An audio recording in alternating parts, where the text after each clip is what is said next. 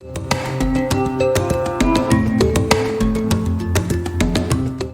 let's start our second workshop.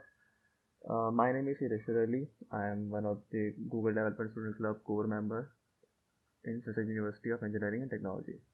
तो आज का हमारे पास जो वर्कशॉप है वो बेस करती है रिएक्ट कंपोनेंट पे जावास्क्रिप्ट जेएसएस क्या होता है और उसके लाइफ साइकिल मेथड्स क्या होते हैं। अच्छा, ये हमने सेकंड वर्कशॉप में हमने एक्सपेरिमेंट को क्यों रखा? इसका ये मकसद ये है कि रिएक्ट जब आप शुरू करते हो तो उसके अंदर आपके पास जो है आप कंपोनेंट बेस्ड काम कर रहे होते हो और आप जावास्क्रिप्ट पढ़ के आ चुके होते हो और उसके अंदर एक कॉन्सेप्ट होता है प्रोटोटाइप बेस्ड इनहेरिटेंस का, अगर किसी ने पढ़ा हो तो। मतलब कि वो ऊप से रिलेटेड एक कॉन्सेप्ट होता है। तो उसी के लिए हमें जो है आगे जब रिएक्ट पे हम शिफ्ट करते हैं तो उसके अंदर भी हम कुछ कंपोनेंट बेस्ड उनका काम कर रहे होते हैं, जिसके अंदर हम फंक्शनल बेस्ड काम करते हैं और एक होता है क्लास कंपोनेंट बेस्ड। तो इसीलिए हमारा जो इस सेकंड वर्कशॉप है हमने इसीलिए इसमें रिएक्ट कंपोनेंट्स और लाइफ साइकिल मेथड पे फोकस रखा है।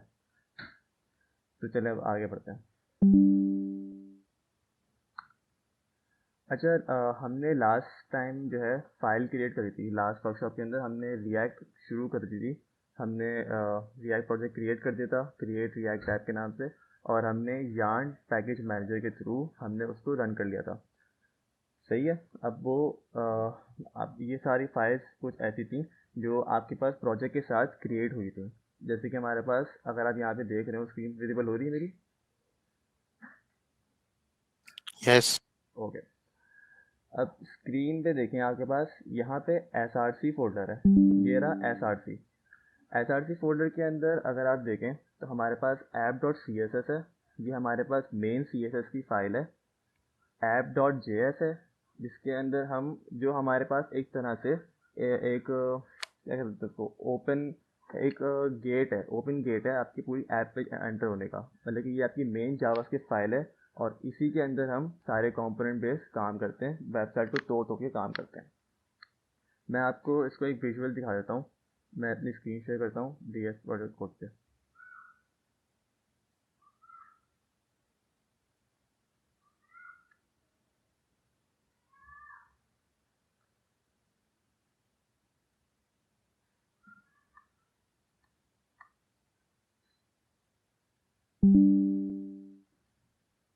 मुझे बताइएगा मेरी स्क्रीन शेयर हो रही कि नहीं।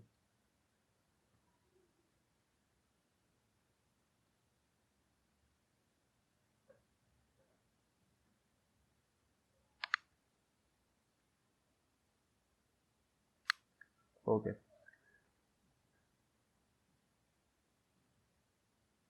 जी हो रही है। ओके। अच्छा, हमारे पास जो हमने क्रिएट किया था, चलिए तो अलग फोल्डर है। हम अगर इस ऐप वन की बात करते हैं, जो हमने यार्न स्टार्ट किया था, यार्न क्रिएट किया था हमने, तो हमारे पास ये पूरा प्रोजेक्ट बनकर आ गया था। तो इसके अंदर ये नोड मॉड्यूल्स है। ये नोड मॉड्यूल्स क्या है? आप अगर अपने पास जब हमने प्रोसेस हमने शुरू किया था तो उसके अंदर देख रहे होंगे मल्टीपल डिपेंडेंसीज जो हैं वो डाउनलोड हो रही थी।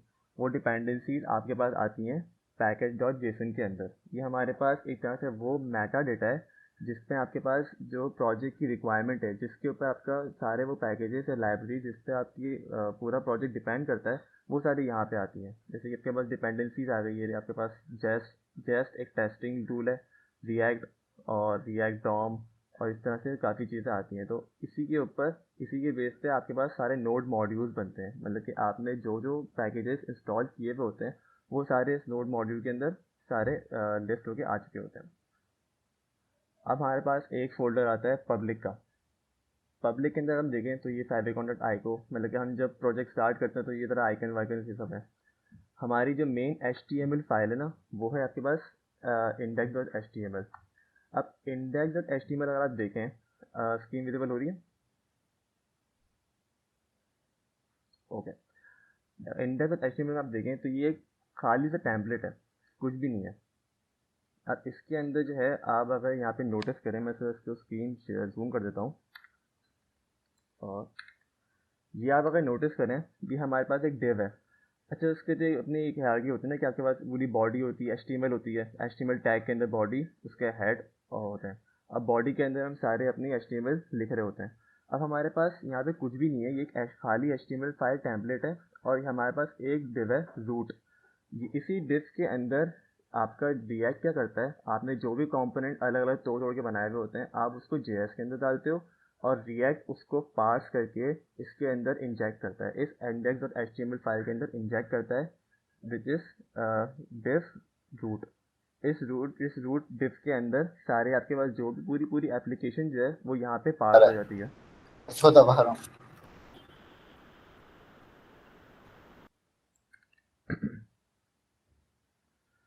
ये हमारे पास कुछ लोगोज हैं जो हमारे पास चल रहे होते हैं, और ये सब हमारे काम का नहीं है फिलहाल।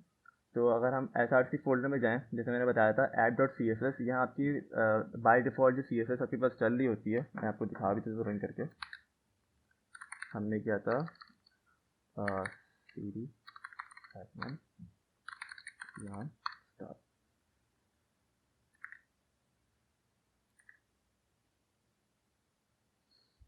ये पहले ऐप रन हो जाए।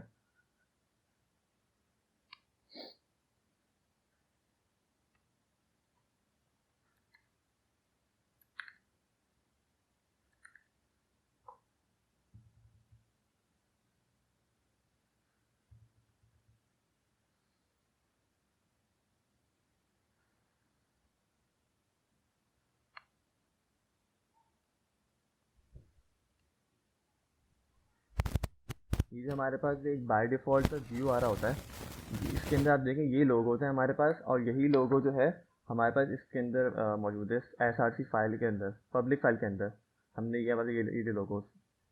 और एस आर सी फाइल के अंदर हमारे पास इंडेक्स डॉट जे एस और index dot C S S हमारे पास। अच्छा, जे एस के फोल्डर में अगर हम जाएँ तो ये देखें आपके पास पूरी एक एच टी एम एल लिखी हुई है, और ये एच टी एम एल किसने लिखी हुई है, जे एस के अंदर लिखी हुई है। ये चीज़ थोड़ी आपके माइंड में क्लिक कर रही है। वर्कशॉप 1 के अंदर मैंने कुछ बताया था, सबसे लास्ट में बताया था कि हम जो है ट्रेडिशनल वे जो फॉलो करते हैं, हम उसके अंदर प्योर जावास्क्रिप्ट के अंदर हम एचटीएमएल लिख सकते हैं कि नहीं लिख सकते।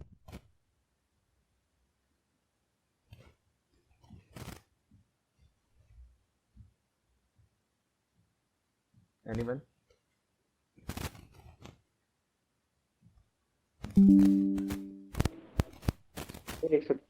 नहीं लिख सकते सर, एरर देंगे। एरर देंगे, एग्जैक्टली। हमारे पास प्योर जावास्क्रिप्ट के अंदर हम एचटीएमएल का टैग्स कोड नहीं कर सकते, और यहीं पर आपके पास जावास्क्रिप्ट रिएक्ट जो है आपको ऐसा कंपोनेंट बेस्ड इन्वायरमेंट क्रिएट करके देता है जिसके अंदर आप जावास्क्रिप्ट और एचटीएमएल दोनों एक साथ लिख सकते हैं। जैसे हमारे पास यहाँ पे लिखी हुई है फंक्शंस ऐप, ये बेसिक एक फंक्शन बना हुआ है ऐप का, और इसी के अंदर सारी चीज़ें रिटर्न कर रही हैं। आपको देखो कोई ना कोई रिटर्न हो रही है इसके अंदर। अब ये रिटर्न हो रही है, एक हमने पूरा डिव बनाया हुआ है, अब डिव के अंदर हमने ऐप हेडर और जो चीज़ें जो आपके यहाँ पे डिस्प्ले हो रही थी, ये चीज़ें आपने यहाँ पे HTML टैग में स्क्रिप्ट लिखी हुई है। अब ये app.js जा कहाँ रही है, ये देखिए आपको नज़र आ रहा होगा, ये एक्सपोर्ट हो रही है। अब ये एक्सपोर्ट हो कहाँ रही है, अब ये बताता हूँ। ये आपके पास फाइल नज़र आ रही है index.js की। अब इसको देखें, इसका एनवायरनमेंट थोड़ा सा आपको ट्रिकी लग रहा होगा कि ये इसमें क्या काम हुआ हुआ है। इसके अंदर आप देखें हमारे पास ऐप जो वहाँ पे एक्सपोर्ट हो रही थी वो अब यहाँ पे इंपोर्ट हो रही है। हम इस ऐप को रेंडर कर रहे हैं। ये रिएक्ट डॉम नज़र आ रहा है, ये रिएक्ट डॉम है क्या, जावास्क्रिप्ट के अंदर जो है हमने शुरू में पढ़ा होगा, आप लोगों ने डॉम पढ़ा होगा, डॉक्यूमेंट ऑब्जेक्ट मॉडल। जो आपके पूरे ब्राउज़र के अंदर आप जो भी HTML टैग लिख रहे होते हो उसकी एक पूरी पीछे डॉम ट्री क्रिएट हो रही होती है, वो होता है एक्चुअल डॉम। रिएक्ट क्या करता है, आपके पास रिएक्ट जो है आपको एक वर्चुअल डॉम का कॉन्सेप्ट लेकर आता है, जो कि यूआई रिप्रेजेंटेशन होती है आपकी एक्चुअल डॉम की।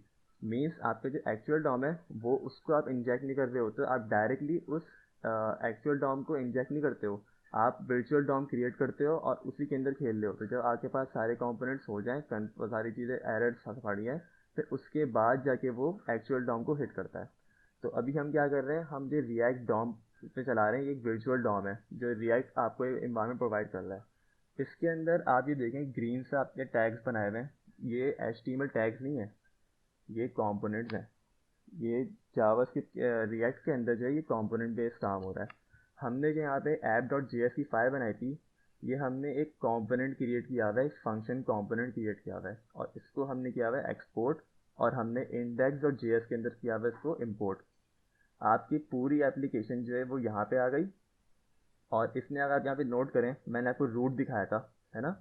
अब document dot get element by ID, उस index dot H T M L के अंदर, यहाँ पे आपके पास पब्लिक में गए index dot H T M L, इस रूट के अंदर वो सारे की सारी एप्लीकेशन जो आपने पूरी बनाई हुई होगी वो आपने ऐप डॉट जे एस के अंदर रखी, और उसने रिएक्ट ने उस पूरी एप्लीकेशन को पार्स करके आपको रूट के अंदर as an H T M L tree create कर दी।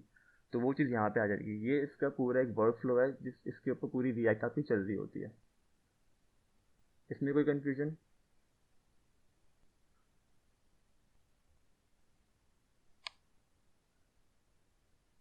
टैक्स करके बता दें ताकि हम आगे बढ़ें। ओके। अच्छा, अब हम आगे मूव करते हैं। ये तो हमारे पास कुछ पैकेट और जेसन के हमने बता दिया। गेट हमारे पास एक रिपोजिटरी क्रिएट होती है, इनिशियल रिपोजिटरी, और वो सब चीज़ें। सर, तो एच कोड कहाँ होगा? हम एच कोड जो करते हैं वो ना इंडेक्स को हम नहीं छेड़ेंगे। इंडेक्स और एच को हम कभी नहीं छेड़ेंगे। हम पूरे रिएक्ट की पूरी वर्कशॉप में नहीं छेड़ेंगे ना। आप अपने आगे फ्यूचर में भी इसको नहीं तंग करेंगे। आप ऐप डॉट जे एस के अंदर कंपोनेंट बेस इसको इंपोर्ट करेंगे और उसका एक पूरी एक एप्लीकेशन बिल्ड करेंगे ऐप डॉट जे एस के अंदर। हम इंडेक्स डॉट एच को नहीं छेड़ते, क्योंकि ऐप डॉट जे एस के अंदर आप सारे के सारे कंपोनेंट बनाते हो, और वो ऐप डॉट जे एस जो है वो इंपोर्ट होती है इंडेक्स डॉट जे एस के अंदर। और वो इंडेक्स डॉट जे एस का काम है, उसको एक टास्क असाइन किया हुआ है कि आपने उस पूरे के पूरे एप्लीकेशन को पार्स करना है एच टी एम एल के अंदर, और उसको डॉक्यूमेंट और एलिमेंट और आई डी करना है और उसको पार्स करना है। रेंडर लिखा होगा रिएक्ट डॉम डॉट रेंडर, तो वो काम कर रहा होता है आपके पास app dot J S index dot J S. सही है हारिस? ओके। अब हम आगे मूव करते हैं। हमारा जो मेन कॉन्सेप्ट है, हमें जो आज पढ़ना है वो 3 चीज़ें हैं। इसके स्टार्ट करे बगैर आप रिएक्ट जो है, अगर मैं कहूँ कि रिएक्ट को आपको अच्छे से समझना है, फिर आपको पूरा एक वर्क फ्लो आपके एक समझ में आ जाए कि रिएक्ट किस तरह से काम करती है और आप आगे आपको परेशानी ना हो। तो ये 3 चीज़ें हैं जिसको आपको बहुत अच्छे से इसका लॉजिक और इसका मतलब कि किस तरीके से उसको मैनेज करना है, ये चीज़ सबको समझनी लाजमी है। अब ये मैंने थोड़ा सा एक समझाने के लिए दिया था, क्योंकि पिक्टोरियल दिया है कि तीनों कितने ख़तरनाक चीज़ है। कंपोनेंट किस तरह से ख़तरनाक है? कंपोनेंट इस तरह से ख़तरनाक है कि आपको जब आप एप्लीकेशन बिल्ड करते हो ना, तो कंपोनेंट बेस में आप कंपोनेंटली आप हर चीज़ को तोड़ के काम कर रहे होते हो। इसकी मैं एग्जांपल आपको इस तरह से दूँ। मैंने यहाँ पे जो अपना टैबलेट कनेक्ट किया हुआ है, मैं आपको एक पिक्चर से बता के बताता हूँ।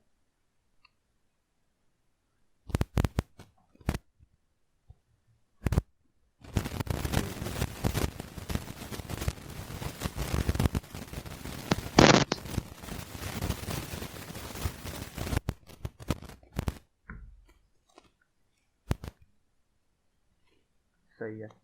मेरे पास जो है एक समझिए एक वेब पेज है ऐसा। ये मेरे पास हो गया नैव बार। ये मेरे पास एक मिनट,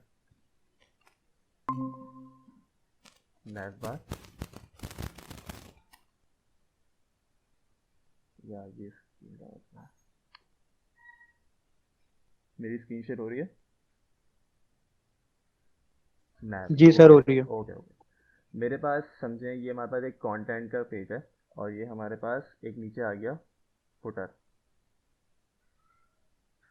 ये मेरी एक बहुत सिंपल सी वेबसाइट है। मेरे पास कंटेंट यहाँ पे एक left side, right side content.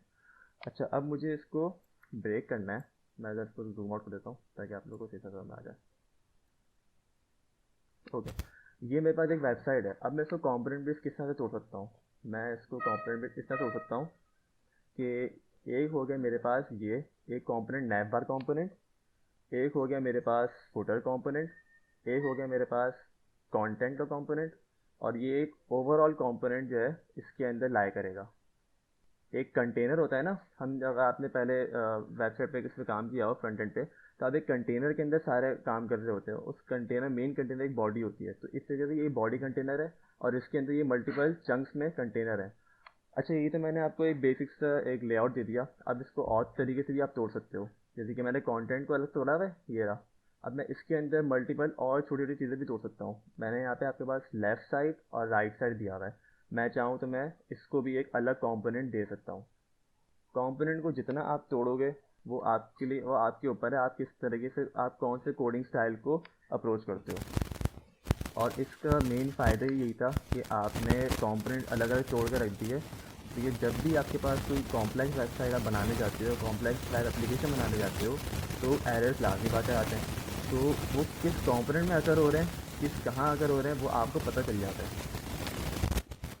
ये चीज़ आपको समझ में आ गई, कंपोनेंट किस तरीके से आपको मैनेज करना है।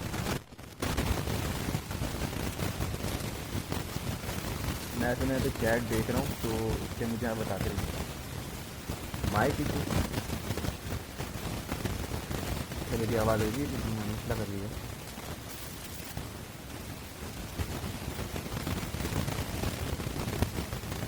नॉइस।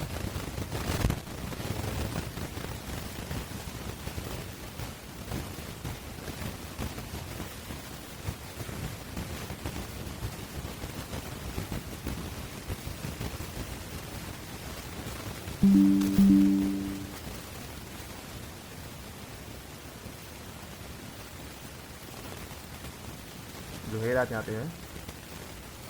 हेलो।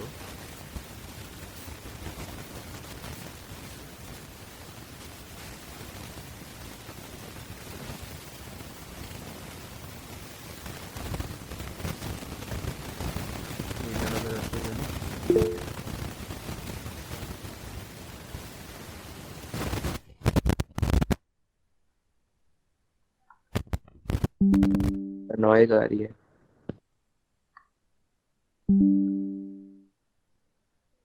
और अब हेलो, सर अब क्लियर है। अब क्लियर है? Okay okay. ज़रा इसका मसला हो गया होगा, पेन का मसला हो गया होगा। तो यहाँ तक जो मैंने कंपोनेंट बताया, ये आपको कन्फ्यूजन इस चीज़ में, ये चीज़ क्लियर है कंपोनेंट में?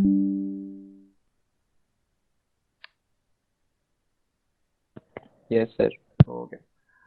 अब हम मूव करते हैं स्टेट। अच्छा, स्टेट क्या होती है, स्टेट का कॉन्सेप्ट क्या है रिएक्ट के अंदर, वो मैं आप लोगों को ज़रा बता देता हूँ। कि जब भी आप जो है, मैं दिखा देता हूँ।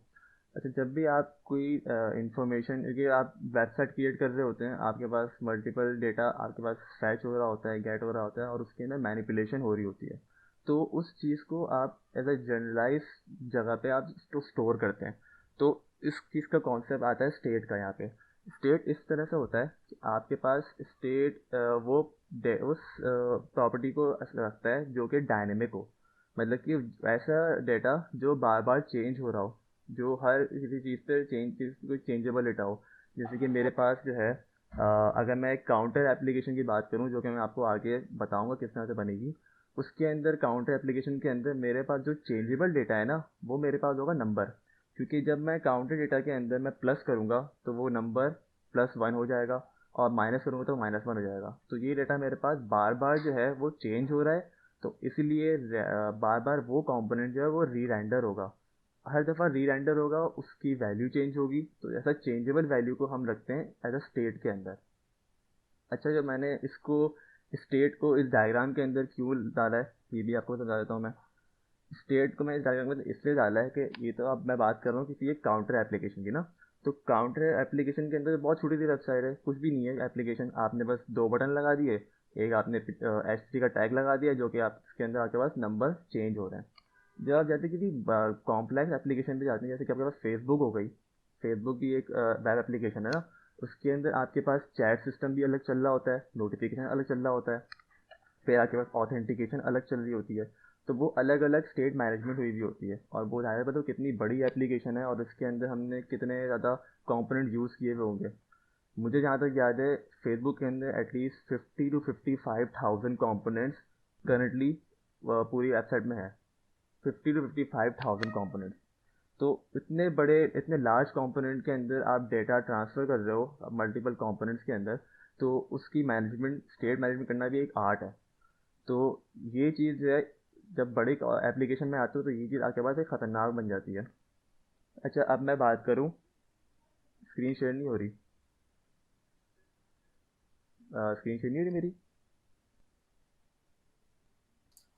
हो रही है शेयर। हो रही है, ओके ओके। तो हमारे पास मैंने बात करी स्टेट की इस तरह से, सही है। अच्छा, प्रॉप्स क्या होता है? प्रॉप्स ये होता है कि आपके पास data component by component share हो रहा होता है। अच्छा, अगर मैं आपको वर्कशॉप 1 की बात करूँ तो हमने एक स्लाइड आई थी हमारे पास कि मर्न और मीन में क्या फ़र्क है। उसके अंदर मैंने रिएक्ट और एंगुलर का एक डिफरेंस बताया था। अगर कोई मुझे गाइड कर दे, वो प्रॉप्स से रिलेटेड है। कोई मुझे एक थोड़ा सा किसी को याद आ रहा हो, नहीं आ रहा तो मसला नहीं, कोई बात नहीं, आप मुझे टेक्स्ट करके बता सकते हैं।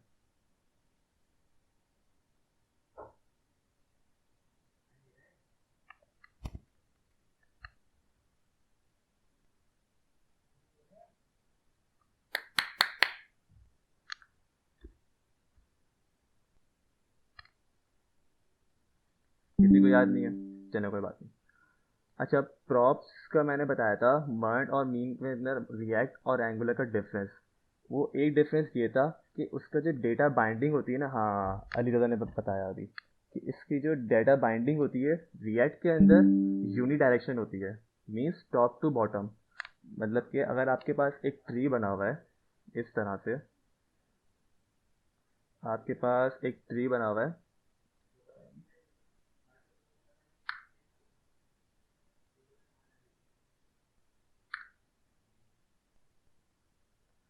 ये हमारे पास एक एप्लीकेशन है। इसके अंदर मेरे पास जो है एक नैव बार है, और पुरानी एप्लीकेशन से कोई ज़रा उसको बना रहा हूँ। एक मेरे पास कंटेंट है, और उस कंटेंट के अंदर जो है मेरे पास दो फर्दर कंपोनेंट है, लेफ़्ट साइड और राइट साइड। जब आपके पास डॉम ट्री क्रिएट होती है ना, तो वो इस तरह से क्रिएट हो रही होती है। अब मेरे पास लेट्स सपोज मेरे पास रखा हुआ है डाटा यहाँ पे, मेरे पास कोई भी डाटा है ABC डाटा, सही है। मेरे पास डाटा कभी भी यूनिट डायरेक्शन का मतलब टॉप टू बॉटम मेरे पास कंपोनेंट इस वे में डिलीवर होगा अपने, हमेशा पेरेंट चाइल्ड से चाइल्ड चाइल्ड क्लास के अंदर, चाइल्ड कंपोनेंट के अंदर जो है डाटा ट्रांसफ़र होता है। अब एक एक सवाल ये आता है कि हम जो है ऊपर क्यों नहीं भेज सकते? ऊपर अलाउ ही नहीं है। आप इसके अंदर डाटा अपलिफ्ट, इसके अंदर एक स्टेट अपलिफ्टिंग का कॉन्सेप्ट आता है, वो थोड़ा डिफरेंट है। लेकिन आप वैसे ही डाटा अपने पेरेंट के ऊपर आप एज अ स्टेट इसकी चेंज नहीं कर सकते, सेंड डाटा सेंड नहीं कर सकते, क्योंकि ये बाय मल्टी डायरेक्शनल हो जाता है, जो कि आपके पास एंगुलर का कॉन्सेप्ट है। प्रॉप एज स्टाइल यूज़ होता है। हाँ, प्रॉप जो है डिफाइन करता है आपका एक डाटा लेके जाना, सेट ऑफ इंफॉर्मेशन जो होती है वो आपके पास कंपोनेंट बाय कंपोनेंट जो है वो ट्रांसफ़र करने में उस चीज़ को जो कहते हैं उसको कहते हैं प्रॉप्स। अच्छा, एक सवाल और आता है कि मैं ये मेरे पास जो है एक समझे कि मेरे पास एक पेरेंट कंपोनेंट है ना, और इसके ये दो चाइल्ड कंपोनेंट हैं। अब इसके अंदर ये इसके सिबलिंग्स हैं, सिबलिंग कंपोनेंट होंगे ना, तो मैं sibling to siblings data share कर सकता हूँ?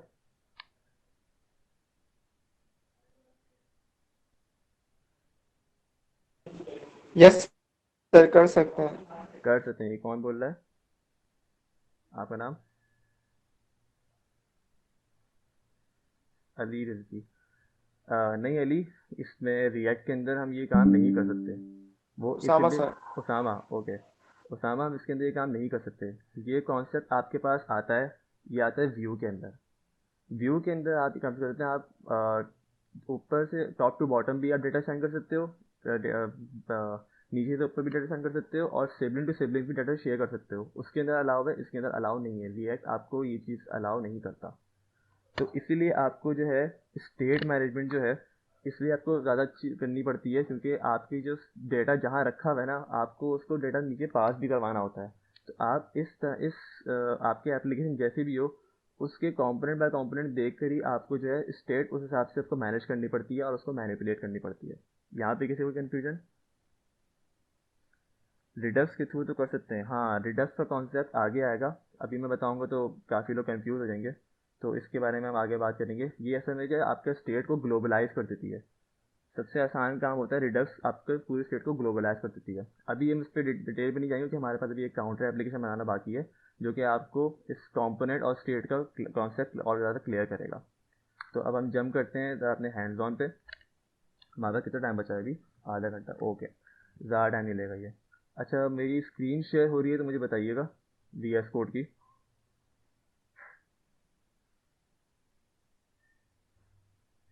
मैं एज टैबलेट साइड कर देता हूँ। ओके, हो रही है। अब मैं जाता हूँ अपने ऐप डॉट इसके अंदर। ऐप डॉट जे एस, मेरे पास ये बाय डिफ़ॉल्ट बना हुआ है। मैं इसको करता हूँ, यहाँ से हटाता हूँ इस पूरे को। अच्छा, एक चीज़ आप नोटिस करें, इसके अंदर हमारे पास दिस क्लास नेम आया हुआ है। एक छोटी सी चीज़ है जो ना, तो कैच किया करें, यहाँ पे ये चीज़ ये क्यों आ रही है, ये चीज़ क्यों आ रही है, तो पूछा करें। तो यहाँ पे क्लास नेम आया हुआ है, ये ज़रा मुझे कोई बताए कि यहाँ पे क्लास नेम क्यों आया हुआ है। हमारे पास हम HTML के अंदर तो हम कोई क्लास देते थे तो हम क्लास मेंशन कर देते ना। और CSS इंपोर्ट हुई हुई है क्लास टाइम, बेसिकली ऐप जो है वो CSS यूज कर रही है। जो नहीं हमने वो, इंपोर्ट बोले। जो हमने जो app dot C S S use की हुई है उसके अंदर बेसिकली हमने वहाँ पे जो CSS बनाई हुई है ऐप के लिए, तो हमने वो क्लास नेम यहाँ पे यूज किया है। सही है, लेकिन क्लास नेम कीवर्ड ही क्यों? हमारे पास तो HTML के अंदर क्लास कीवर्ड यूज होता है ना।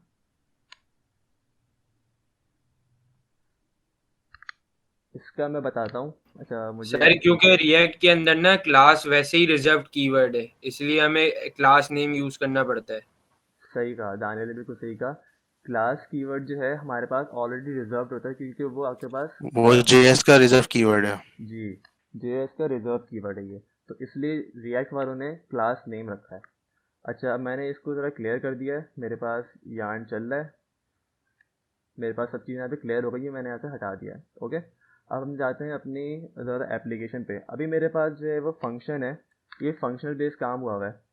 हम जो काम करेंगे क्लास बेस्ड काम करेंगे। दो तरह के कंपोनेंट्स आप इसके अंदर बना सकते हो, एक होता है क्लास कंपोनेंट, एक होता है फंक्शनल कंपोनेंट। इस दोनों का फ़र्क क्या है? क्लास कंपोनेंट जो है आपके इसके अंदर जो हम आज पढ़ रहे हैं लाइफ साइकिल मेथड्स, और बस लाइफ साइकिल मेथड तक रखते हैं इसको, इस चीज़ को सपोर्ट करता है। ये तब की बात है जब रिएक्ट 16.03 से पहले हमारे पास रिएक्ट हुक्स का कॉन्सेप्ट नहीं था। अब ये हुक्स क्या होते हैं, हमारे पास आगे आने वाली वर्कशॉप में हम हुक्स भी पढ़ेंगे कि क्या होते हैं। जब तक हमारे पास हुक्स का कॉन्सेप्ट नहीं था ना, तो हम क्लास कंपोनेंट यूज़ करते थे ताकि हम इसके लाइफ साइकिल मेथड्स को यूज़ कर सकें फॉर डेटा फैचिंग और मल्टीपल टास्क के लिए। तो इसलिए हम फिलहाल अभी क्लास नहीं रखें, हम फंक्शन ही रखेंगे। अब क्लास में चेंज कैसे करते हैं, आप ये ज़रा गौर से दिखेगा। मैंने कीवर्ड यूज़ किया क्लास, मैंने इसको हटाया क्लास ऐप, ये करेगी एक्सटेंड करेगी किसको, रिएक्ट डॉट कॉम्पोनेंट। मेरे पास एरर आ रहा है रिएक्ट के रिटर्न के ऊपर, मैं इसको हटाता हूँ, बताता हूँ क्यों एरर आ रहा है। क्लास कंपोनेंट क्या कर रही है, react is not defined. Okay, मैं रिएक्ट इंपोर्ट कर लेता हूँ।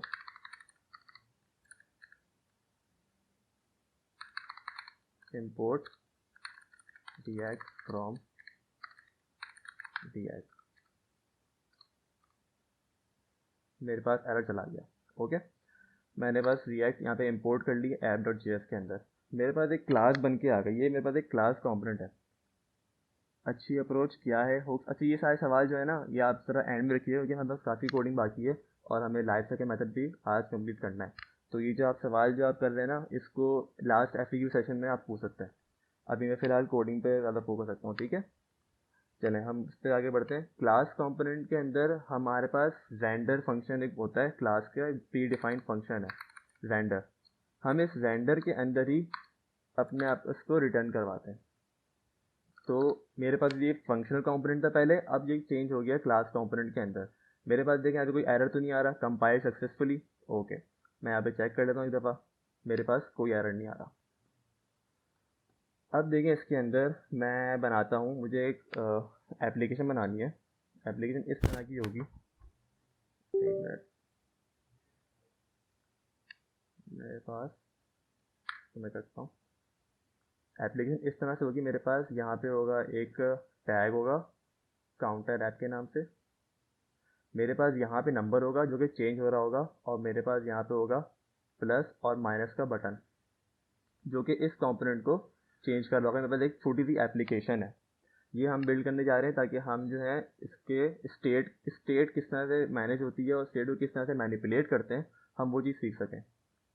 अब इसके अंदर हम शुरू करते हैं, पहले हम इसके अंदर एक स्टेट बनाते हैं। स्टेट किस तरह से बनती है अब वो देखते हैं। क्लास कंपोनेंट है, क्लास कंपोनेंट के अंदर आप इस तरह से स्टेट बना सकते हैं। स्टेट पूरा एक कीवर्ड है, सही है। इसको हमने किया एक कर्ली ब्रैकेट के अंदर, और हम मुझे स्टेट के अंदर रखना क्या है, मैंने बताया था कि स्टेट के अंदर हम वो वैल्यू रखते हैं जो कि हम चेंज करना चाहते हैं, जो कि हमारे पास डायनेमिक वैल्यू हो। तो अभी हम डायनेमिक वैल्यू स्टेट को ऐसे रखते हैं। हम पहले इसकी तो एक स्टैटिक बना लेते हैं। मैंने किया इसको h1 मैंने किया काउंटर ऐप, दिए वैल्यू में रख रहा हूँ फिलहाल स्टैटिक h2, ये होगी 0 और मेरे पास आ गए 2 बटन। मैं इसको करता हूँ नीचे, 2 बटन आ गए प्लस के और ये हो गया माइनस का। कोई एरर नहीं आ रहा मेरे पास यहाँ पे। मैं इसको देखा, मेरे पास यहाँ पे एक काउंटर एप्लीकेशन बनकर आ गई है। मैं जरा उसको जूम कर लेता हूँ। सही है, बेसिक मैंने कुछ भी नहीं किया, सिंपल HTML लिखी जावास्क्रिप्ट कंपोनेंट के अंदर, कुछ भी मैंने नहीं किया। अब मुझे चेंज क्या करना है, मुझे इस वैल्यू को डायनेमिक करना है ताकि जब मैं बटन को प्रेस करूँ तो मेरे पास ये चीज़ वैल्यू चेंज हो रही हो। तो इसको मैं करना मैं किस तरह से करूँगा, मैं स्टेट के अंदर इस वैल्यू को रखूँगा। अब इसका मैं नाम क्या रखूँ, कोई मुझे सजेस्ट कर ले कोई भी नाम। मैं इस काउंटर के इस वैल्यू को मैं नाम क्या रखूँ स्टेट के अंदर, मुझे आप भी कॉन्ट्रीब्यूशन चाहिए इसके अंदर। कोई भी टैग करके बताते।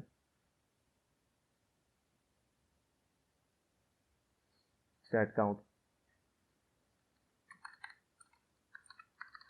चले मैंने सेट काउंट रख लिया। ये मेरे पास वैल्यू फ़िलहाल रखी हुई है 0, इनिशियल वैल्यू रखी हुई है 0। ये मेरे पास ऑब्जेक्ट फॉर्म में, तो मैं क्वेश्चन मार्क लगाऊंगा, मैं इसके अंदर टर्मिनल नहीं लगा सकता, टर्मिनेटर। अच्छा, अब मैंने यहाँ पे कर दिया एक स्टेट बना दी जिसकी एक वैल्यू है, तो एक प्रॉपर्टी है सेट काउंट जो कि हमने रखी हुई 0। इस पर तो कोई इफेक्ट नहीं पड़ रहा, हमने इसके अंदर कुछ भी नहीं किया। अच्छा, अब हम ये चीज़ देखें कि पहले आप HTML के अंदर, इसके अंदर HTML के अंदर हम एक डायनेमिक वैल्यू कैसे लेकर आएँ। हम इस पूरे डिफ के अंदर एक डायनेमिक वैल्यू कैसे लेकर आएँ। इसका जो रिएक्ट के अंदर कॉन्सेप्ट है ना, उसके अंदर आप यूज़ करते हैं कर्ली ब्रैकेट। इसके अंदर जो भी लिखेंगे ना, आप इसके अंदर जावास्क्रिप्ट लिख सकते हैं। HTML टैग के अंदर, HTML का जो पूरा बनाया हुआ है स्क्रिप्ट के अंदर, आप जावास्क्रिप्ट, डायनेमिक जावास्क्रिप्ट, तो कोई भी फंक्शनैलिटी जावास्क्रिप्ट की परफॉर्म कर सकते हैं। मैंने यहाँ पे लिखा। अच्छा, बहुत से लोग सोच रहे होंगे कि मैं डायरेक्ट लिख दूँ state dot counter, state dot set count, तो मेरे पास यहाँ पे आ जाना चाहिए।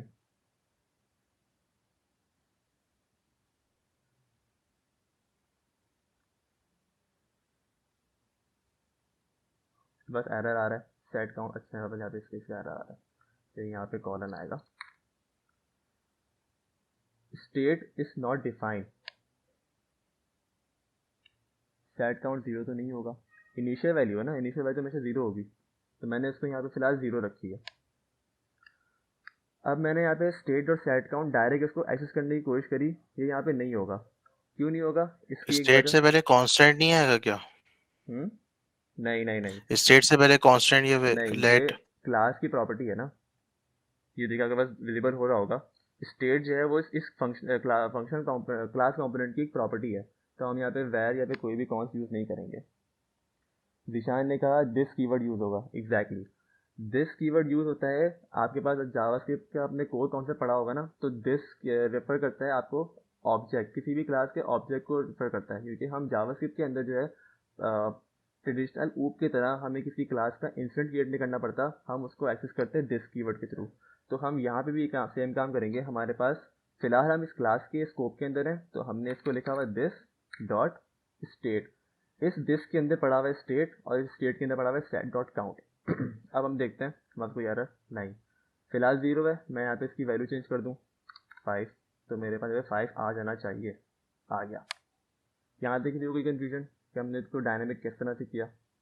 This dot state dot set count, बहुत बेसिक से था।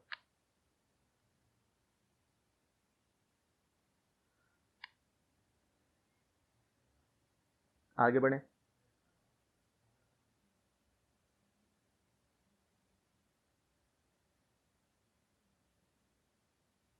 किसी का रिप्लाई नहीं आ रहा, अच्छा ठीक है, फिर आगे बढ़ते हैं। तो ये हमने कर दिया। अब मैं तो यहाँ पे स्टैटिकली कर रहा हूँ ना, यहाँ पे चेंज मुझे स्टैटिकली चलना है। मैं चाह रहा हूँ कि कोई मैं ट्रिगर करूँ, मैं इस बटन पर ट्रिगर करूँ तो मेरे पास जो है यहाँ पे एक वैल्यू ऐड हो जाए।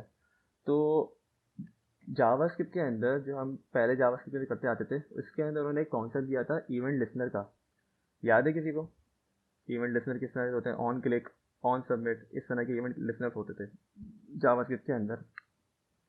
तो हम इसके अंदर जो है रिएक्ट आपको क्या करता है, रिएक्ट आपको अपने pre defined event listener provide करता है।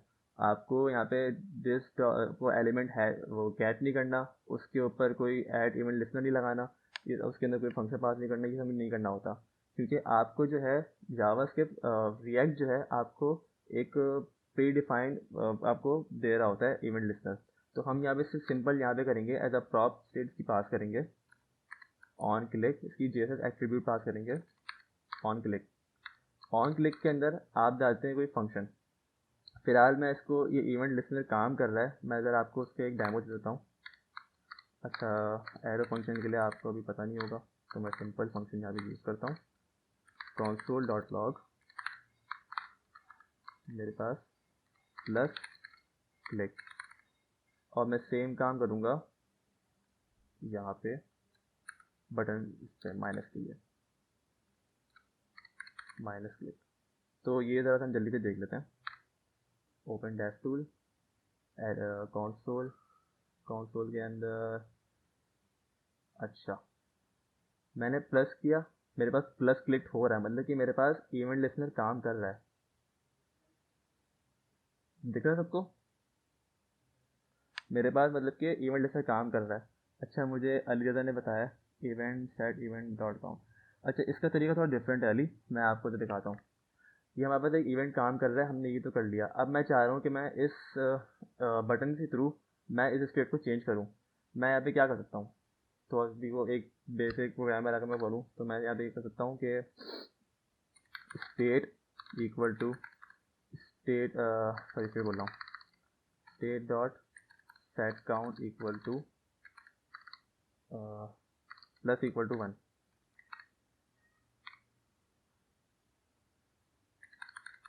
State dot state count set count minus equal to 1 और दिस डॉट।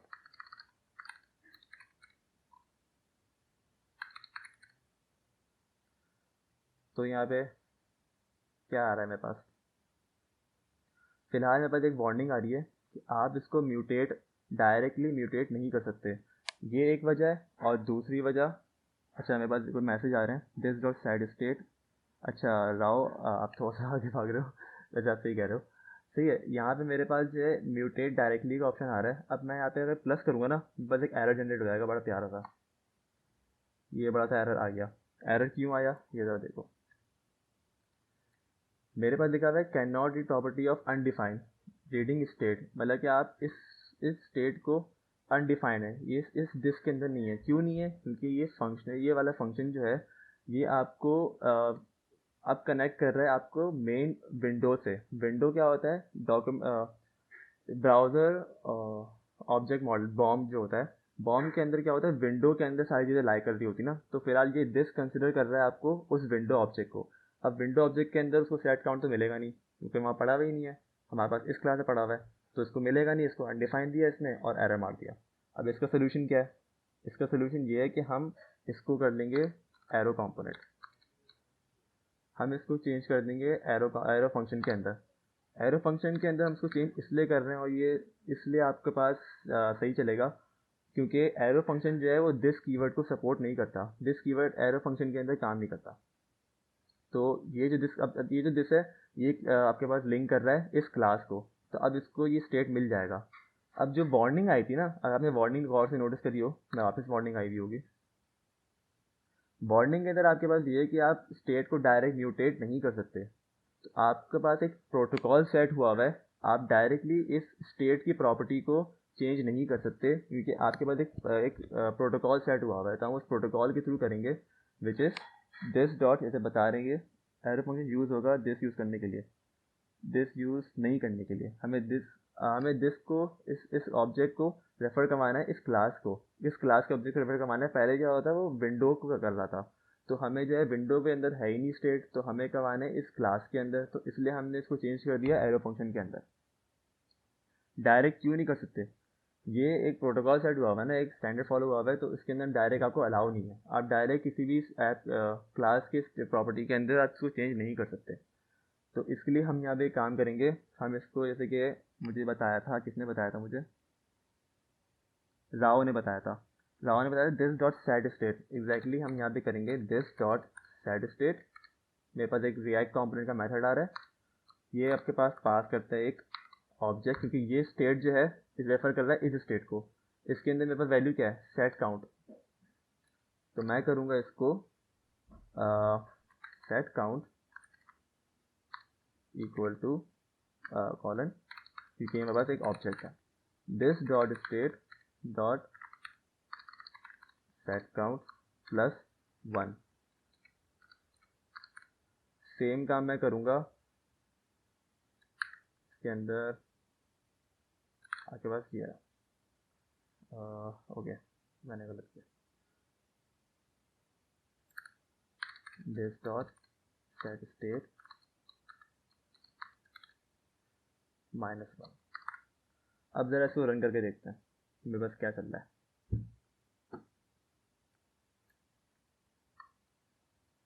काउंटर वैल्यू चल रही है। अब मेरे पास जो है मैं प्लस भी कर पा रहा हूँ, माइनस भी कर पा रहा हूँ। स्टेट हमेशा एरो फंक्शन के साथ, ये स्टेट हमेशा, मुझे इसको फिर से क्लियर करना, स्टेट हमेशा एरो फंक्शन के साथ, ये सवाल ज़रा सीधे बताइएगा। तो देखिए हमारे पास ये काउंटर फंक्शन अब प्रॉपर्ली काम कर रहा है, क्योंकि मेरे पास इवेंट ट्रिगर हो रहा है। वो क्या कर रहा है, वो एक प्रोटोकॉल के थ्रू आपके पास उस स्टेट के जो प्रॉपर्टी है उसके अंदर मैनिपुलेशन कर रहा है, और ये मैनिपुलेशन मैं इसी स्टेट के अंदर रह के कर रहा हूँ, इसी कंपोनेंट के अंदर रह के कर रहा हूँ। अगर आप देखें तो मैंने कोई अलग से कंपोनेंट के अंदर उसको स्टेट को मैंने वो नहीं किया। मैं कर सकता हूँ, लेकिन ज़्यादा अच्छा जो माना जाता है ना, वो ये माना जाता है कि आप जहाँ स्टेट बनाओ, ये बात याद रखना, जहाँ भी आप जिस कंपोनेंट के अंदर आप स्टेट क्रिएट करो, उसको मैनिपुलेट करने का फंक्शन भी वहीं क्रिएट करो। ये एक स्टैंडर्ड फॉलो होता है, और ये आपके पास आगे कॉम्प्लेक्स एप्लीकेशन के अंदर आपको ये चीज़ बचाती है। तो ये चीज़ हमेशा याद रखना। ये पूरी हमने एक फ़िलहाल एक डेमो के लिए हमने इसको बना के देख लिया, स्टेट किस तरह से चेंज होती है। तो यहाँ तक किसी को कन्फ्यूजन, काउंटर ऐप में मेरे पास आराम से ये वर्क कर रही है, कोई एरर नहीं है, ना मेरे पास कोई वार्निंग आई हुई है। कुड नॉट कंटेंट जिसका दैट वाला कंटेंट है। यहाँ पे किसी को कन्फ्यूजन, नो नो, ग्रेट। अब हम थोड़ा आगे बढ़ते हैं। ये तो हमारे पास ने एक पार्ट तो हमने कवर कर लिया। अब मेन पार्ट रहता है हमारे पास लाइफ साइकिल मेथड्स। ये लाइफ साइकिल मेथड्स होते क्या हैं? लाइफ साइकिल से कुछ आइडिया, मेरे पास पिक्चर भी बनी हुई है, तो उससे वो भी मुझे बता दे, आवाज़ खोल के बता दे मुझे कोई, जिसको ये समझ में आ रहा हो। अच्छा, अली और राव, आपने बताना भी आपको आता है, बाकी ये पार्टिसिपेट करें, कोई बताए मुझे।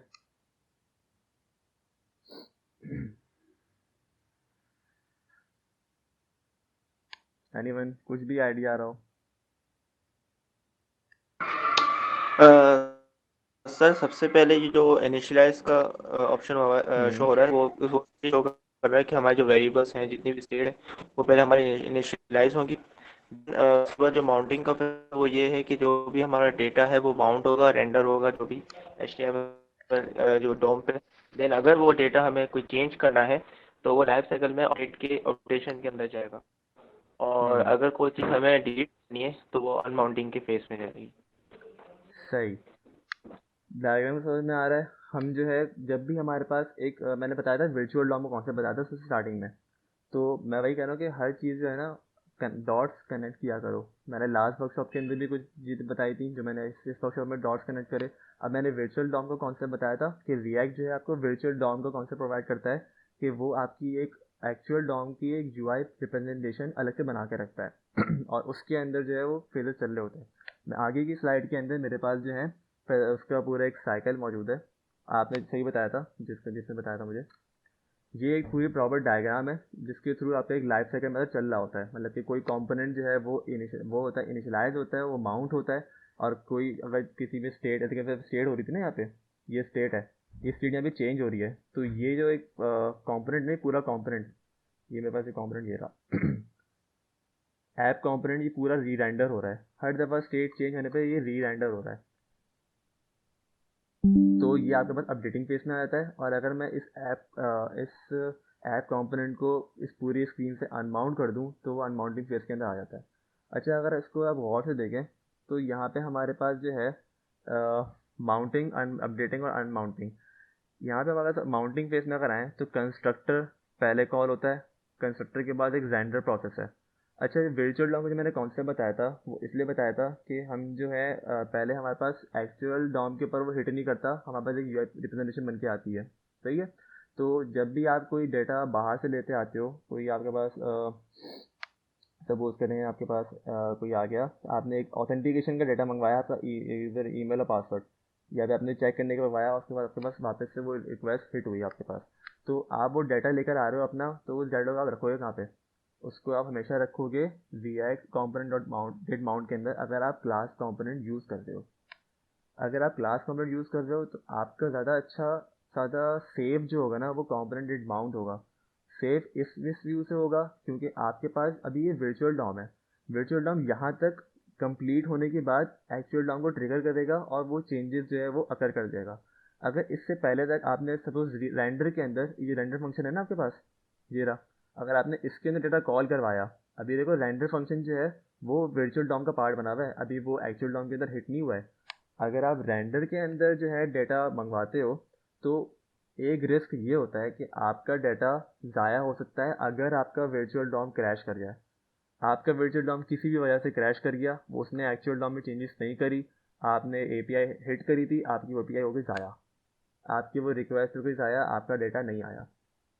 तो ये एक नुकसान होता है, लोग तब गलती कर देते हैं, जो रिएक्ट पे डायरेक्ट जंप मारते हैं, तो कॉन्सेप्ट थोड़ा सा वो क्लियर नहीं होता लाइफ साइकिल मेथड का। तो हमारे पास ये होता है कि रेंडर फेज के अंदर आप कभी भी डाटा को कॉल नहीं करवाते, आप हमेशा कॉल करवाते हो इस कॉम्पोनेंट डिड माउंट के अंदर, या आपके कॉम्पोनेंट अपडेट करना हो, अपडेट पे तो नहीं होता, कॉम्पोनेंट माउंट के अंदर आप इस तरह के, जब आपके पास पूरा वर्चुअल डॉम क्रिएट हो चुका होता है ना, उसके बाद ही आप जो है डेटा मंगवाते हो या फिर कोई भी ऐसी फंक्शनलिटी परफॉर्म करते हो जो कि थर्ड पार्टी से लिंक होती है, ताकि आपके पास वो सर डाटा लॉस होने का रिस्क ना हो।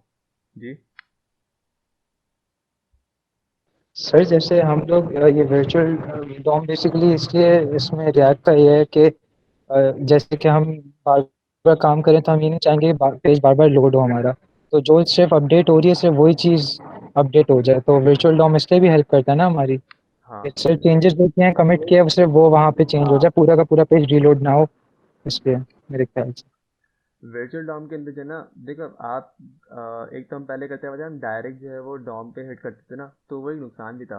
वर्चुअल डॉम आपको यही फ़ायदा पहुंचाता है कि आपके पास कंपोनेंट अभी उस फेस में है, क्योंकि बहुत से एरर्स आते हैं, बहुत सी आप अगर थर्ड पार्टी से वो कर रहे होते हो, इंटरेक्शन कर रहे होते हो, तो उसके अंदर भी ये एरर आते हैं कि आपके पास डाटा नहीं आया, या कोई भी एक इशू अगर हो गया, तो वो आपको पूरे एक्चुअल डॉम को ख़राब ना कर दे, आपके पूरे डॉम को, जो रियल डॉम है उसके अंदर मसले ना क्रिएट कर दे। इसलिए वर्चुअल डॉम यहाँ पे भी आता है।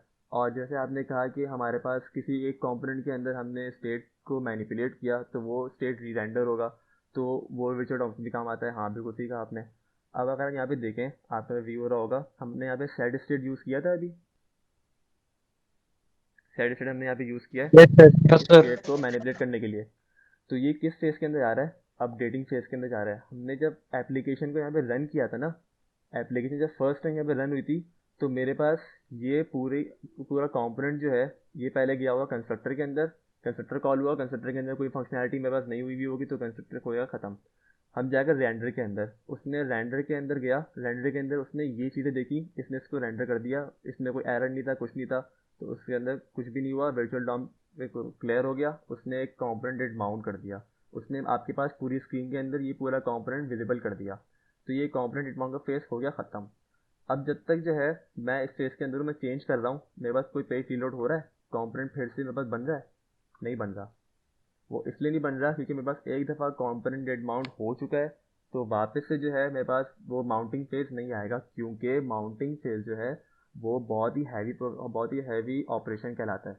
हैवी ऑपरेशन इसलिए क्योंकि देखा अगर फेजेस कितने हैं, आज ये देखें ना, कंस्ट्रक्टर पहले वो चेक करेगा, उसके बाद वो पूरी रेंडरिंग करेगा, रेंडरिंग करने के बाद जो है आपके पास एरर चेक करेगा, आपको जो वर्चुअल डॉम है और उसको एक्चुअल डॉम से कंपैरिजन पूरे प्रॉपर कंपैरिजन होती है, उसके बाद जाके एक कंपोनेंट डेट माउंट होता है। तो एक हैवी प्रोसीजर है। अभी तो हमारे पास एक छोटी सी एप्लीकेशन है ना, जब आप लार्ज स्केल एप्लीकेशन पे जाते हो तो इसके अंदर ये माउंटिंग फेस काफ़ी ज़्यादा हैवी ऑपरेशन कंसिडर किया जाता है। इसके मुकाबले में अपडेटिंग फेज जो है वो कम है, क्योंकि आपके पास एक दफ़ा कंपोनेंट जो है माउंट हो गया, अब आपके पास कोई भी उसकी स्टेट चेंज हो रही है या कोई नई न्यू प्रॉप्स जा रही है, जैसा कि देख रहे हैं यहाँ पे कोई न्यू प्रॉप्स, कोई नया डेटा आप किसी बेस कंपोनेंट से चाइल्ड कंपोनेंट भेज रहे हो, तो उसकी कोई नया प्रॉप्स आ रहा है तो वो एक स्टेट चेंज हो रही है, वो एक रीरेंडर प्रोसेस चलेगा।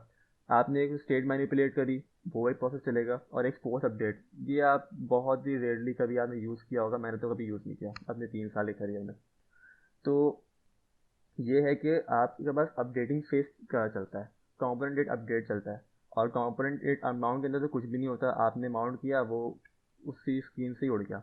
इसकी बेस्ट एग्जांपल, ये तो मैंने आपको एक थियोरेटिकल बता दिया ना, इसकी बेस्ट एग्जांपल में आपको मैंने कोड करके रखा है पहले से। अभी मैं कोड करने बैठता, देखिए हमारे पास वैसे भी 5 मिनट बचे हैं ना, तो अभी मैं कोड करने बैठता तो और टाइम लग जाता। इसकी बेस्ट एग्जांपल मैंने एक कोड करके रखी हुई है, मैं आपको दिखाता हूँ। एक मिनट, मैं पहले इसको टर्मिनेट कर दूँ। यहाँ तक इस एप्लीकेशन के अंदर किसी को कन्फ्यूजन कि हमने स्टेट किस तरह से किया?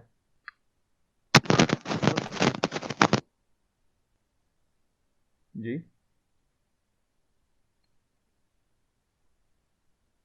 कोई कुछ कह रहा था?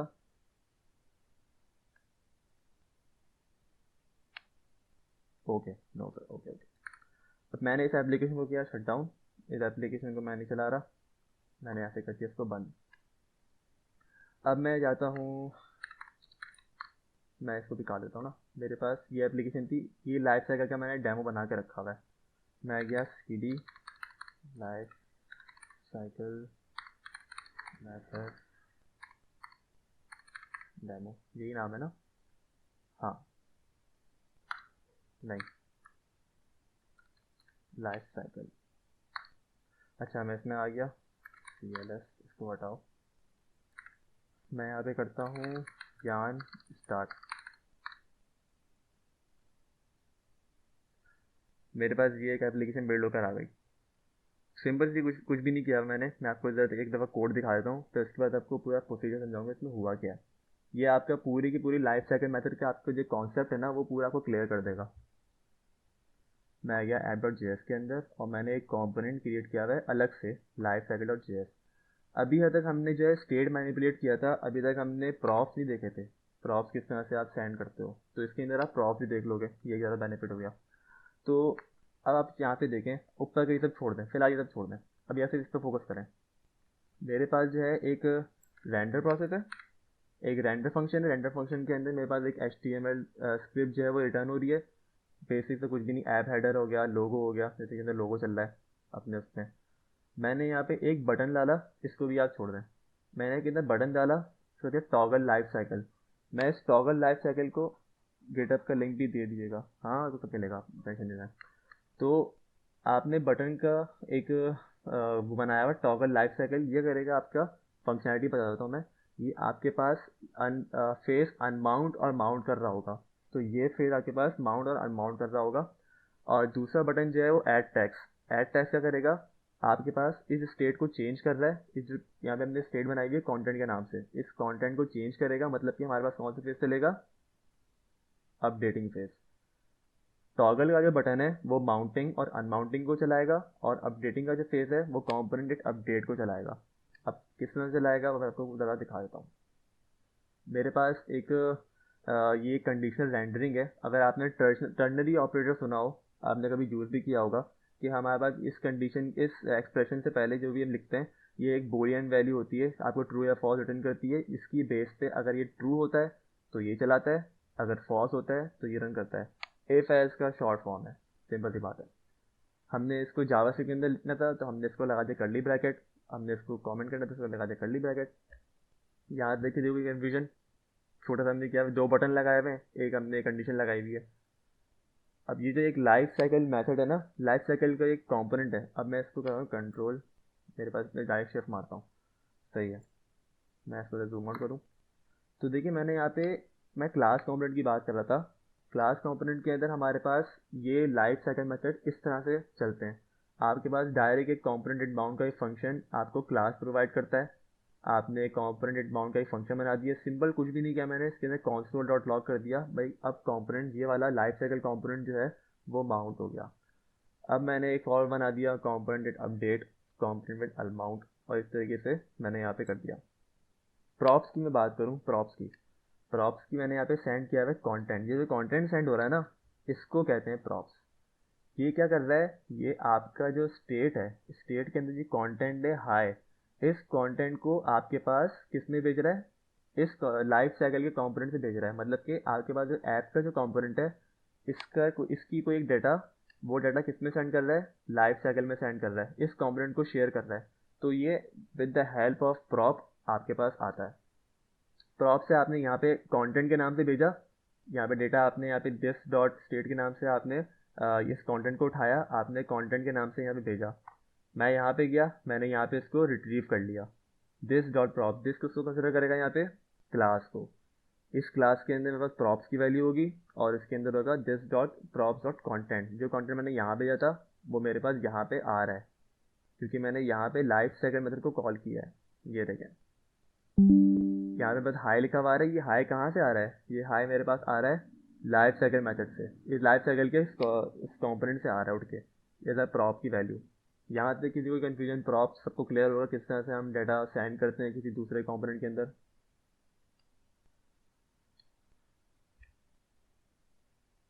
9 बज गए हमारे पास, बस 5 मिनट का आपको समझाना होगा, तो इसके बाद हम वर्कशॉप वाली एंड करेंगे। अब एफएक्यू पे जाएंगे। तो अच्छा ठीक है, हमने लाइफ साइकिल का एक कंपोनेंट यहाँ पे यूज़ किया, सही है, हमारे पास ये हो गया। अब ये कुछ मैंने फंक्शंस बनाए थे अपेंड हाई करने के लिए, मतलब कि मैंने इसको स्टेट चेंज करने के लिए ये फंक्शन बनाया हुआ है कि मैं जो हूँ दिस डॉट सेट स्टेट, वही जैसे हमने काउंटर ऐप के अंदर किया था, हमने कंटेंट की वैल्यू जो है प्लस हाई कर दी, मतलब कि इसमें स्ट्रिंग वैल्यू रखी। स्ट्रिंग के अंदर ये आप एक जावास्क्रिप्ट का टेम्पलेट लीथरल क्या आता है, ये स्ट्रिंग टेम्पलेट लीथरल। तो इसके अंदर आप जो है डायनामिक डेटा इस तरह से पास करते हो, डॉलर का साइन देकर और कर्ली ब्रैकेट का। ये जावास्क्रिप्ट के अंदर आपने पढ़ा होगा। इसके अंदर क्या करेंगे, इसके अंदर हमने जो है हाई का कंटेंट, और हमने हाई को एक ऐड करवा दिया, अपेंड करवा रहे हैं। और ये हमारे पास जो है टॉगल क्या करेगा, अभी फ़िलहाल जो है वो इस शोन की वैल्यू ट्रू है। हमने अगर करके कंडीशन रेंडरिंग में देखें तो आप ही बता रहा है कि भाई अभी जो रेंडर हुआ, अभी मतलब करंटली जो स्टेट है उसके अंदर इस शोन की वैल्यू है क्या, करंटली क्या है, ट्रू है। ट्रू है तो क्या चलेगा मेरे पास, ये कंपोनेंट जो है वो माउंट कर देगा, मतलब कि मेरे पास एक कंपोनेंट उठ के आ जाएगा। जब ये मैं इसको कर दूंगा, पॉज कर दूंगा, तो मेरे पास ये कंपोनेंट यहाँ से हट जाएगा, स्टेट चेंज होगी, पूरा ऐप पूरी की पूरी ये रेंडर का फंक्शन री रेंडर होगा, पूरी ये एप्लीकेशन जो है री रेंडर होगी। री रेंडर होगी तो उसके बाद आपको स्टेट देखेगा कि ये अब फॉल्स हो चुका है। अब स्टेट फॉल्स हो गया, स्टेट फॉल्स हो गया तो देगा नल, मतलब कि ये कंपोनेंट यहाँ पे डिस्प्ले नहीं होगा। तो अब मैं आपको दिखा देता हूँ। फिलहाल तो सही है, मैंने टॉगल किया, हट गया। कैसे हटा, री रेंडर हुआ फंक्शन री रेंडर हुआ, री रेंडर होने के बाद उसने इसकी वैल्यू देखी, इस शोन की, ये ट्रू थी पहले, अब हो गई फॉल्स हुई, इसने कर दिया इसको नल। इस लाइफ साइकिल का जो हमने कॉम्पोनेंट यहाँ पे कॉल करवाया हुआ था वो यहाँ से हट गया, वो यहाँ पे आया ही नहीं। अभी फ़िलहाल कौन सी वैल्यू है, फॉल्स है, ट्रू, फॉल्स ट्रू। अच्छा, इसका मैं लाइफ साइकिल से क्या समझ में नहीं आ रहा ना हमें, फिलहाल तो समझ में नहीं आ रहा होगा, हमने तो एक छोटी सी एप्लीकेशन से बनाई हुई है। मैं करता हूँ उसको रिफ्रेश, अभी तो मैं करता हूँ उसको स्पेक एलिमेंट में, क्योंकि मैंने कंसोल करवाया हुआ है। आप इस पिक्चर को पहले गौर से देखें, माउंटिंग फेज पहले गौर से देखें। पहले क्या रहा होता है, कंस्ट्रक्टर, याद रखना है, मैं भी चेंज करूँगा ना इसकी, तो याद रखना है। पहले आएगा कंस्ट्रक्टर, फिर चलेगा रेंडर, फिर चलेगा आपके पास कंपोनेंट बाउंड। ये फेस इस वे में चलता है। इसका प्रैक्टिकल इम्प्लीमेंटेशन ये है। मैंने इसको की रिफ्रेश, ये देखें, नज़र आ रहा है सबको। पहले मेरे पास क्या चला, line number 6 which is constructor मेरे पास पहले कॉल हुआ, ये रहा। लाइफ साइकिल के अंदर जाऊँ मैं, कंस्ट्रक्टर मेरे पास पहले कॉल हुआ। माउंटिंग फेज का पैटर्न क्या है, पहले क्या कॉल होता है, पहले कॉल होता है माउंटिंग के अंदर कंस्ट्रक्टर। पहले क्या कॉल हुआ, कंस्ट्रक्टर कॉल हुआ। कंस्ट्रक्टर के अंदर मैंने क्या काम किया हुआ है, सुपर कॉल किया हुआ है। सुपर तो इसका एक वो ही है, एक वे है किस तरह से करते हैं हम। सुपर से हम जो है अपनी बेस क्लास की प्रॉपर्टी को हम एग्जीक्यूट कर सकते हैं। फिलहाल हम कुछ कर नहीं रहे, तो हमने इसको लिखना यहाँ पे लाजमी है।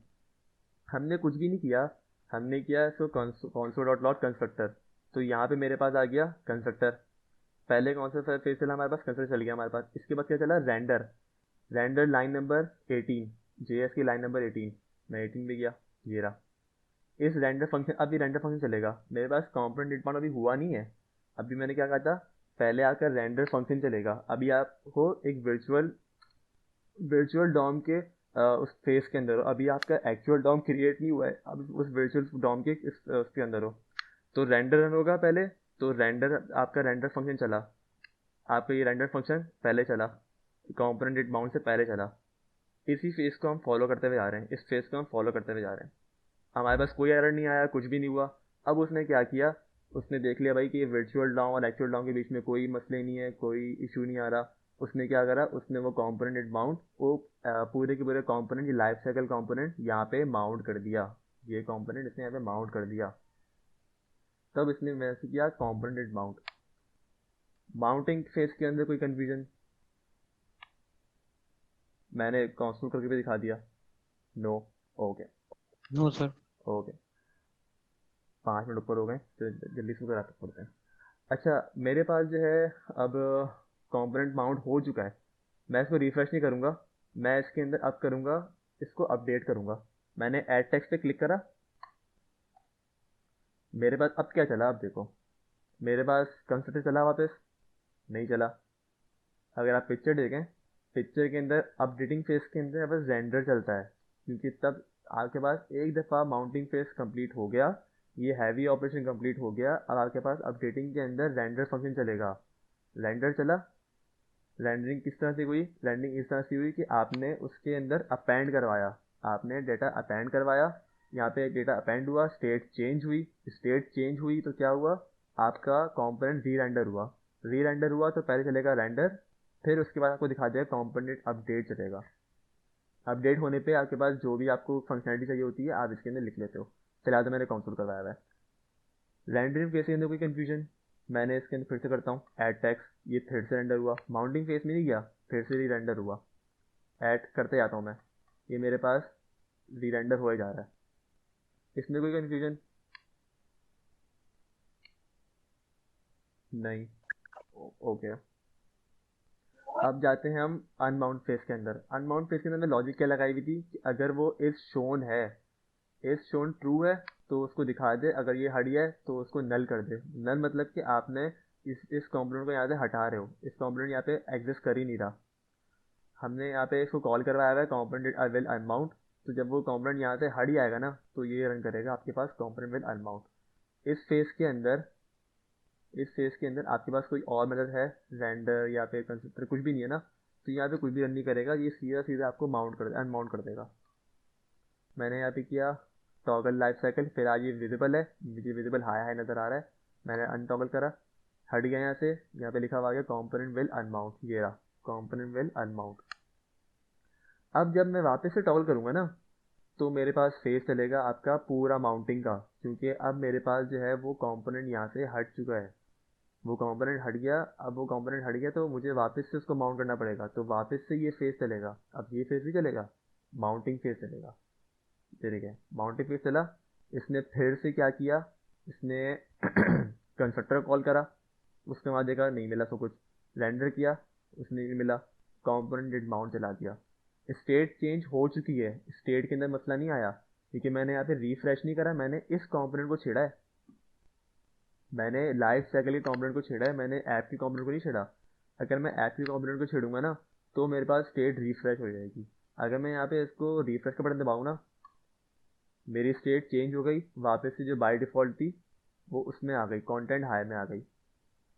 ये था आपका लाइफ साइकिल मेथड। इस तरह से आपका पूरा कंपोनेंट माउंट होता है, अनमाउंट होता है, और इस तरह से आपके पास पूरी साइकिल चल रही होती है आपकी पूरी ओवरऑल एप्लीकेशन के अंदर। सही, ये चीज़ क्लियर हो गई।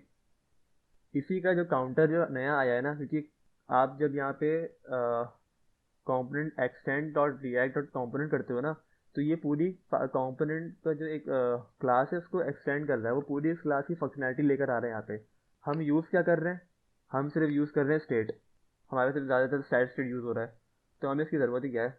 ज़्यादातर हम यूज़ कर रहे होते हैं कंपोनेंट डेट माउंट यूज़ कर रहे होते हैं या डेटा अपडेट यूज़ कर रहे होते हैं, जबकि इसके अंदर बहुत सारे फंक्शनैलिटीज़ हैं, तो हमें बहुत सारे की तो नीड ही नहीं है।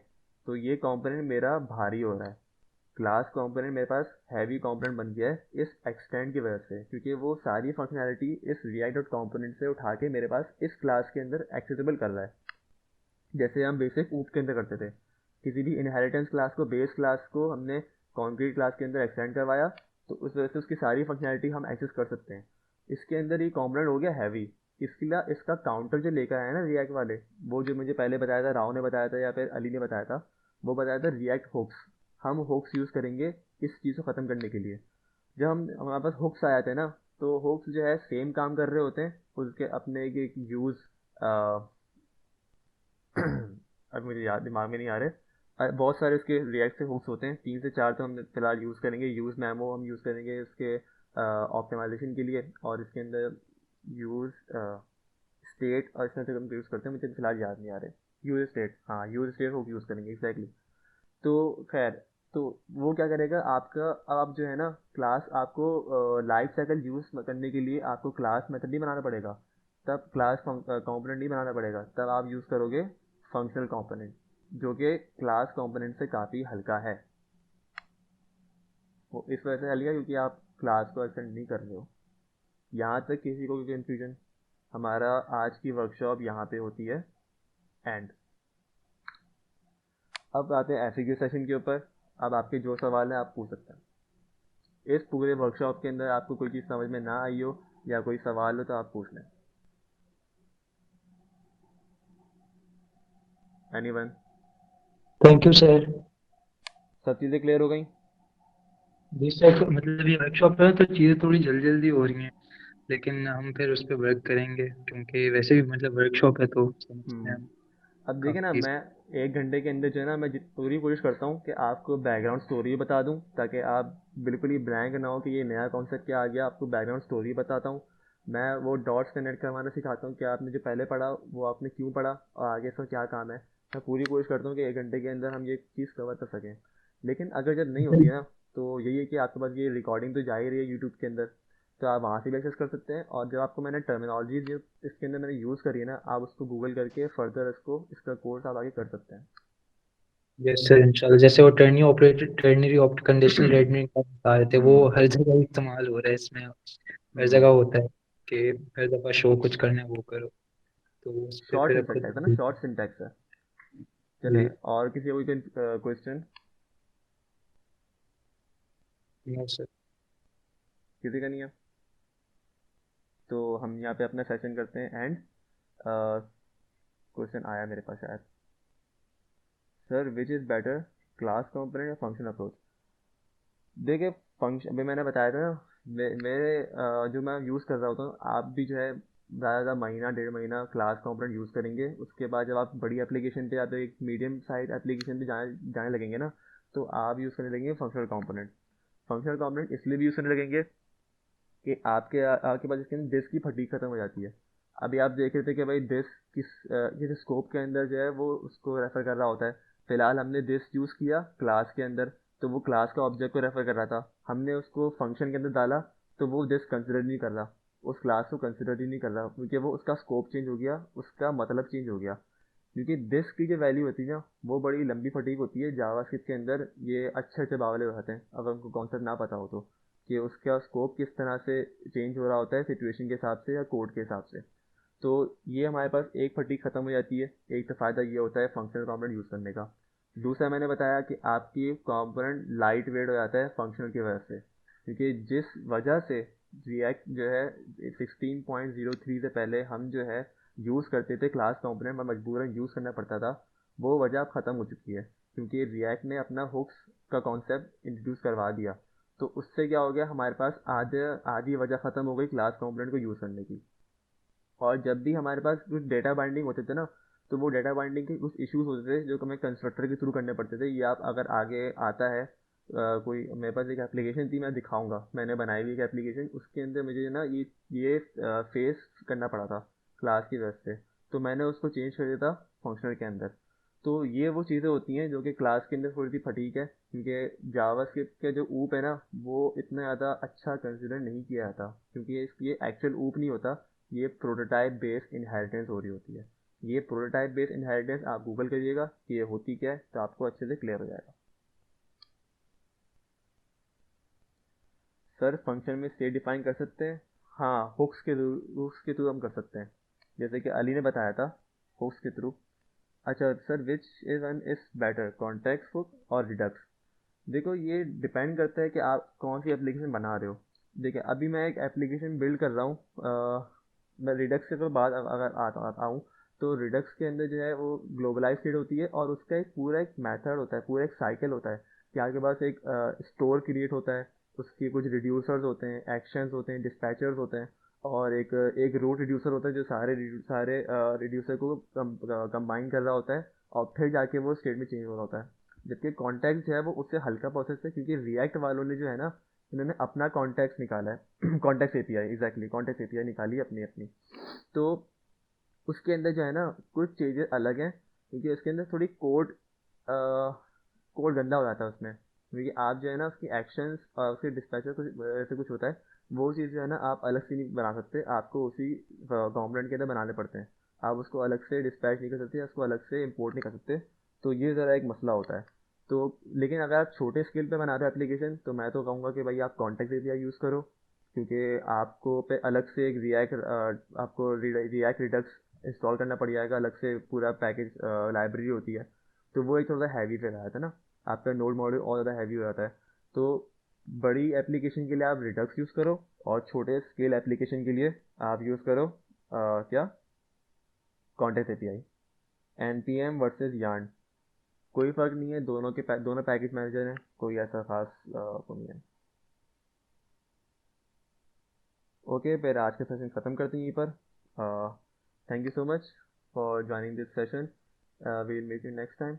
अल्लाह हाफिज़। अल्लाह